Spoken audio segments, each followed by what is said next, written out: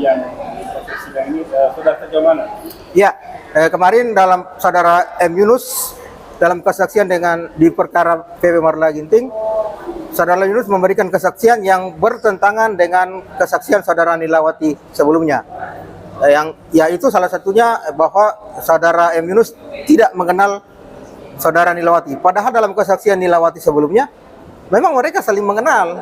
Saudara Nilawati yang mengantar Pak Hatibu ke Bang Wori, terus dihubungkan dengan Yunus untuk menghadap ke saudara Yunus. Juga dalam kesaksian kemarin, awalnya Yunus mengatakan bahwa dia tidak mengetahui peran PW Marla Ginting dalam masalah ini. Padahal dibukakan BAP, ditanyakan oleh hakim dan diperkuat oleh jaksa mengkantor bahwa ternyata ada komunikasi telepon pada saat membawa uang ke BRI Galesong. Di situ juga pada saat melakukan transaksi, saudara Yunus mengaku bahwa dia tidak pegang uang, dia tidak pegang buku. Dia bilang Pak Hatibu sendiri. Bagaimana mungkin Pak Hatibu yang mau pegang bukunya melakukan penyetorannya?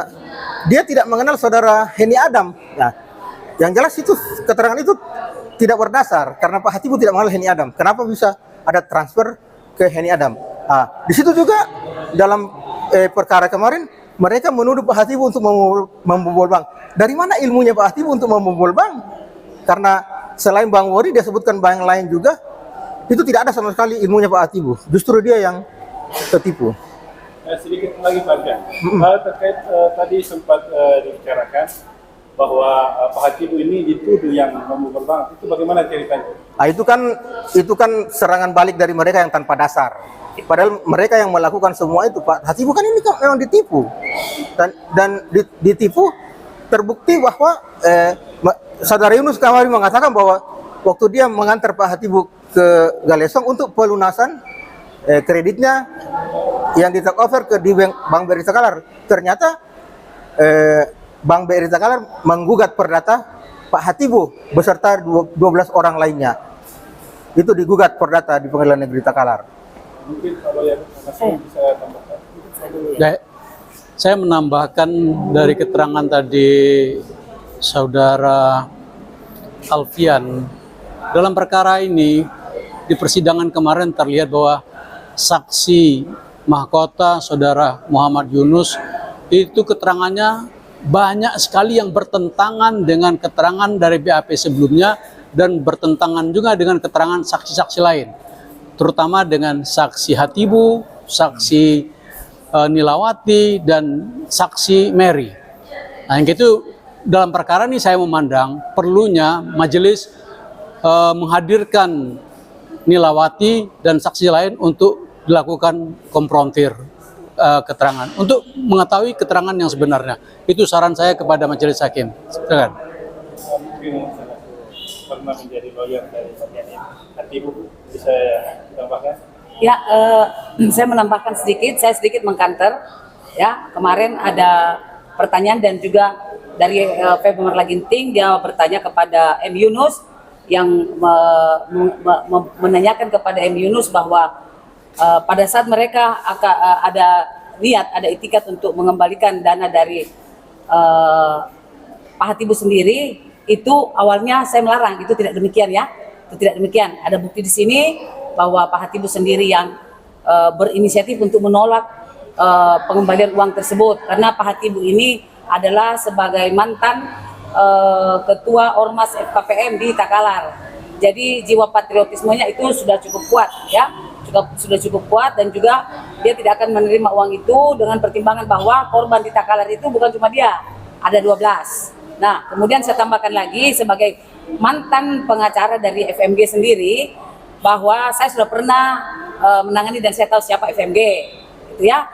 Jadi selama saya menangani dia, itu yang saya lakukan adalah meminta dia untuk mengembalikan kerugian korbannya yang telah dia lakukan. Entah lain itu adalah pernah ada kasus 263 itu pemalsuan SK, ya 263 itu ada bukti bahwa dia mengembalikan.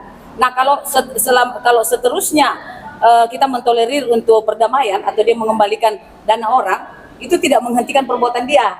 tidak menghentikan perbuatan dia, sehingga korban akan semakin bertambah dan perbuatan dia akan terus-menerus dilakukan. Itu yang akhirnya kami diskusikan kepada Pak Hatibu dan kami sepakat untuk tidak ada perdamaian dengan FMG sendiri.